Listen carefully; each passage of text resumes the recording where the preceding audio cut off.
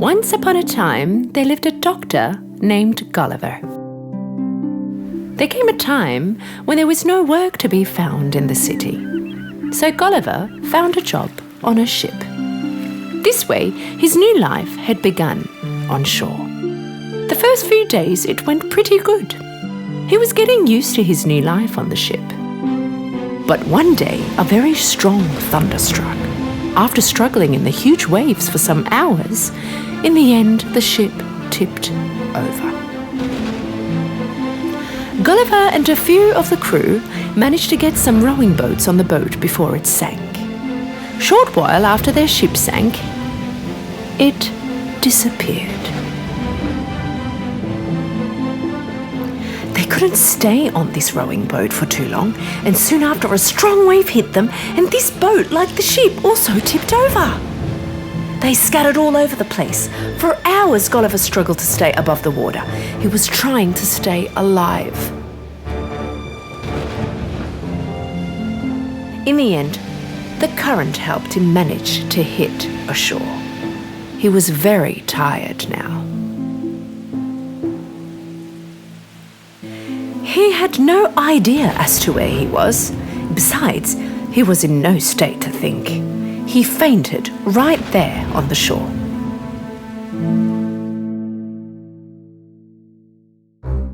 When he woke up, he noticed he had been tied up from head to toe. Surrounding him, he saw little tiny people as small as his palm. With amazement, Gulliver was staring at these little people. And with the same reaction, the little people were staring at him. Right at that moment, Gulliver felt a tingle all over his body. When he put his head up to see what it could be, he noticed his whole body covered in tiny arrows. The very frightened little people were throwing arrows at him. Please stop, don't. I won't hurt you, don't worry. For a few days, they kept him there with his hands and feet tied up. They gave him food and water.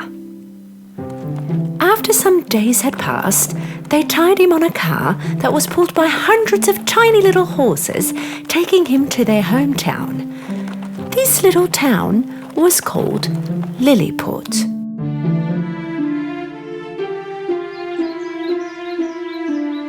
They saved the largest building in the town for him. But even so, to get inside the house, he had to crawl. Seeing that Gulliver meant no harm to them, they decided to introduce him to their king. Gulliver approached Lilliput's king. The king allowed him to stay. But in order to stay, he told him that he must work and help around the city as much as he could. Gulliver signed a piece of paper that stated the do's and don'ts. For example, if he wanted to pick someone up with his hands, he needed to have permission. Under these circumstances, Gulliver began living in Lilliput. He was helping with the renovations of the buildings and carrying water to the locals. After some days had gone by, he found out a big problem amongst the little people. The neighbouring country's army wanted to occupy Lilliput. In order to do so, they were getting ready for war. Gulliver went over to the king and proposed to help. If you like, I can help you out, Your Highness. The king was happy. He first thanked him, then accepted his offer. At that time, the neighbouring countries' ships had finished their preparations. They were waiting for their order to proceed. This news got all the town worried. On the other hand, for Gulliver, it was too easy. He asked everyone to find as much wire as they could and bring it to him. Gulliver joined all the wire they brought to him and made a very long and strong piece of string. When it was midnight, he got the long string of wire and crossed to the other side of shore. Without being seen to the enemy, he managed to get to the port on the other side. He tied all the ships to one another, and with the very few soldiers that were inside, he pulled them to Lilliput's shore. The people waiting for him at the port were super happy. They had imprisoned the enemy's soldiers. They now had no reason to be scared of the enemy. The king thanked Gulliver and rewarded him. Gulliver was very happy he had gained the king's trust. A while later, there was a fire in the castle. The moment he heard about the fire, Gulliver took one of the ships in the harbour, filled it with water, and poured it on the castle, putting off the fire immediately. Gulliver and the king were getting along very well. Before making a decision, the king was always asking Gulliver first. Of course, this started to get in the way of the other advisors to the king.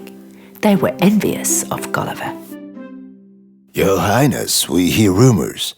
Gulliver is planning to get stronger and take your position as the king of Lilliput. Really? Yes, my king. We all know how strong he is. We can't defend ourselves if he attacks us. We can't live in fear like this. Public is also on its toes. The king was well affected by his advisors, and he decided to punish Gulliver. Considering the good he's done before, I won't give him the death penalty. His eyes will be blinded, he will be forbidden to go into town, and his food will be limited. When he heard about the king's decision, one of the workers in the castle who loved Gulliver ran right next to Gulliver to tell him all about it. I can talk to the king and change his mind. But the decision was made, and the king had no intentions to change his mind. Gulliver finally understood that his only option was to leave. At night, taking the enemy ships in the harbour with him, he began to move towards the island across. He walked and swam and finally came to the island of what people called the enemy. When Gulliver returned their ships, they understood that he didn't have bad intentions. With the guide next to him, they sent Gulliver to meet with the king. The king properly welcomed Gulliver, and Gulliver told him all that had happened. The king told him that he could stay as long as he wanted. Gulliver was really surprised of this kind gesture after he stole their ships, because he hadn't seen this kind of behaviour in Lilliput. Gulliver was staying out at night since there was no house big enough for him. People of Lilliput think this kingdom is the enemy, but actually they're all good people. One day, when he was walking about, he found a rowing boat.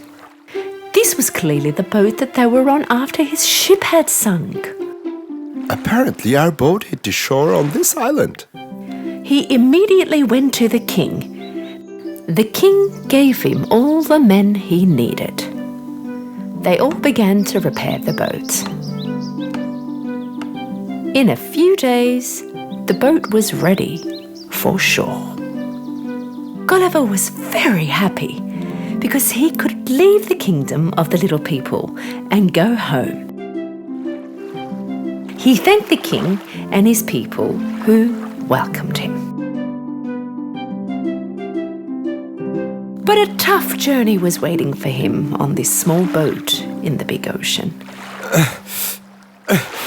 Even the smallest storm will sink my boat. After a couple of days on the ocean, he came across a ship. He began yelling for help. Hey! Here! Help me! Finally, they heard him.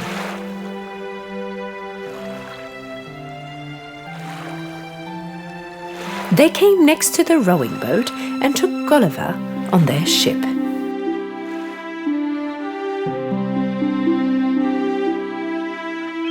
And so Gulliver was safe. He was anxious to tell about all that had happened. The little people, the kingdom of Lilliput, and the kings of the two kingdoms. He wondered who would believe him about all that had happened. Gulliver felt very happy that he was going to go home to see his family. But he also felt there were many more adventures waiting for him out there in the big ocean.